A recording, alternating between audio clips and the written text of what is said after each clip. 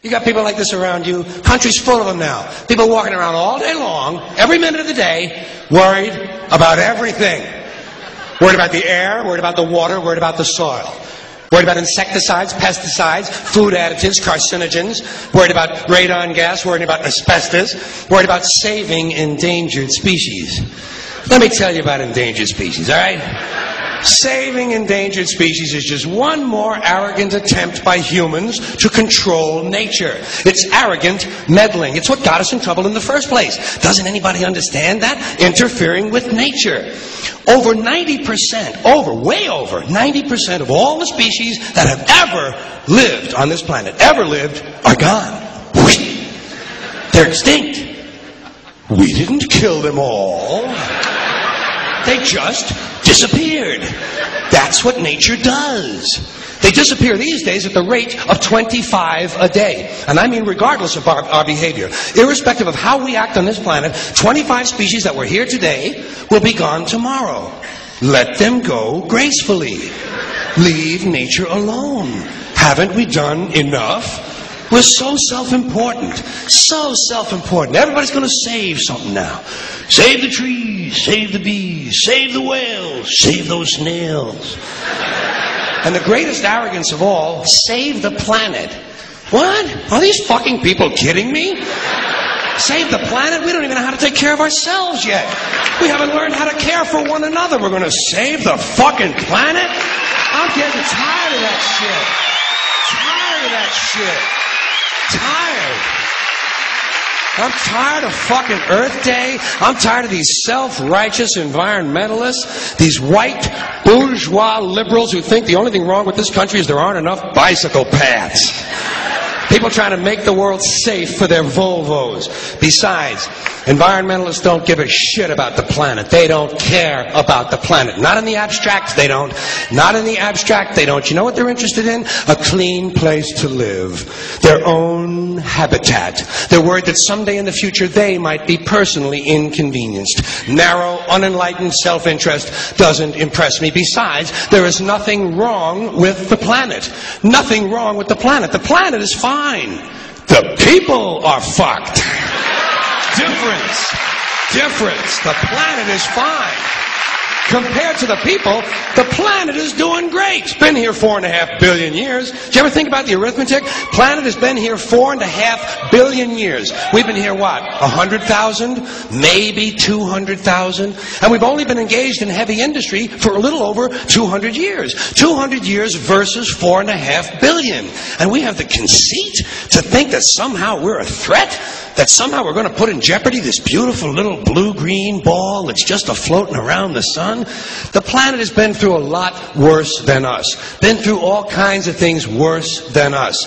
Been through earthquakes, volcanoes, plate tectonics, continental drift, solar flares, sunspots, magnetic storms, the magnetic reversal of the poles, hundreds of thousands of years of bombardment by comets and asteroids and meteors, worldwide floods, tidal waves, worldwide fires, erosion, cosmic rays, recurring ice ages, and we think some plastic bags and some aluminum cans are going to make a difference?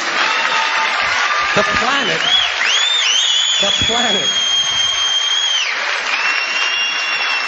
planet isn't going anywhere.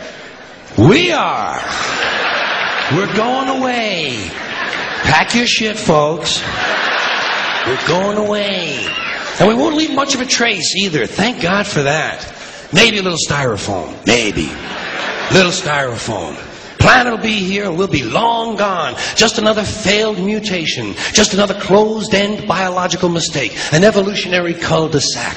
The planet will shake us off like a bad case of fleas. A surface nuisance. You want to know how the planet's doing? Ask those people at Pompeii who are frozen into position from volcanic ash how the planet's doing. Want to know if the planet's all right? Ask those people in Mexico City or Armenia or 100 other places buried under thousands of tons of earthquake rubble if they feel like a threat to the planet this week. How about those people in Kilauea, Hawaii who build their homes right next to an active volcano and then wonder why they have lava in the living room? The planet will be here for a long, long, long time after we're gone, and it will heal itself, it will cleanse itself, because that's what it does. It's a self-correcting system. The air and the water will recover, the earth will be renewed, and if it's true that plastic is not degradable, well, the planet will simply incorporate plastic into a new paradigm, the earth plus plastic. The earth doesn't share our prejudice towards plastic. Plastic came out of the earth. The earth probably sees plastic as just another one of its children. Could be the only reason the earth allowed us to be spawned from it in the first place. It wanted plastic for itself. Didn't know how to make it. Needed us. Could be the answer to our age-old philosophical question, why are we here? Plastic. Assholes.